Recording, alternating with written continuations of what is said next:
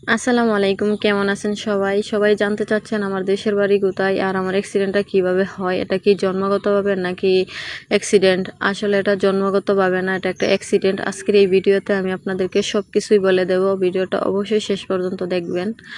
আমার দেশের বাড়ি হচ্ছে সিলেট বিভাগ, সুনামগঞ্জ জেলা, গ্রামের নাম বাগবের। আর এই অ্যাক্সিডেন্টটা হয় 2022 সালে। আমি একটা জবের জন্য কুমিল্লায় যাই, আর সেখান থেকে বাড়িতে আসার পথে অটোর চাকার সাথে আমার হাত একদম পিষে যায়। মানে হাতটা লাগানোর অনেক চেষ্টা করছিল, কিন্তু লাগানোর মতো অবস্থায় ছিল না।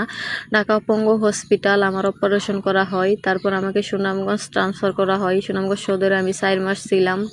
তখন ভাই বুঝতে পারছি যে আমার লাইফটা কতটা কঠিন হয়ে গেছে। এখন আমি বুঝতে পারি। যাই হোক, আমি মানুষ বলে যে ভাগ্যে যা আছে তাই হবে, আমি এটাই বিশ্বাস করি যে আমার ভাগ্যে হয়তো এরকম কিছু ছিল।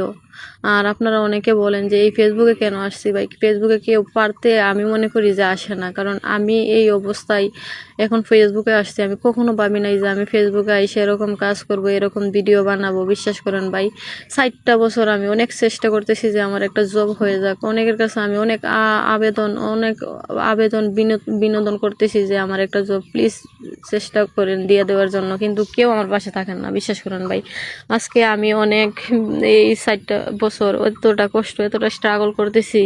আমার ফ্যামিলি ছাড়া কেউ আমার পাশে থাকে না। যারা আপনজন ছিল তারাও এখন আমার পর হয়ে গেছে। একা একটা ঘরের ভিতরে আমি 60টা বছর ধরতে গেলে বন্দি অবস্থায় ছিলাম। একটা মানুষও আমার একটা খোঁজখবরও নেই নাই যে ভালো আছি না খারাপ আছি। এই আর কোনো কিছু না পেরে আমি অনেকের কথা শুনে যে একটা অ্যাকাউন্ট খুলি, দেখি কিছু করা যায় কিনা। আর এখন একটা ফেসবুক পেজ করলাম আর এই কাজ করতেছি।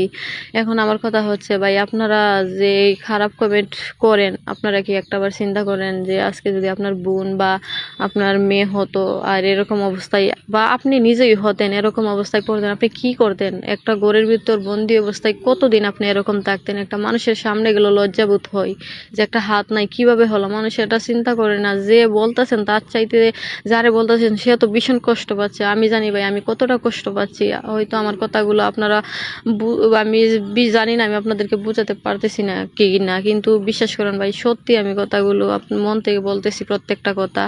আজকে আমি বিপদে, কেউ আইসা বলে না যে তুমি ভাত খেয়েছো কি না।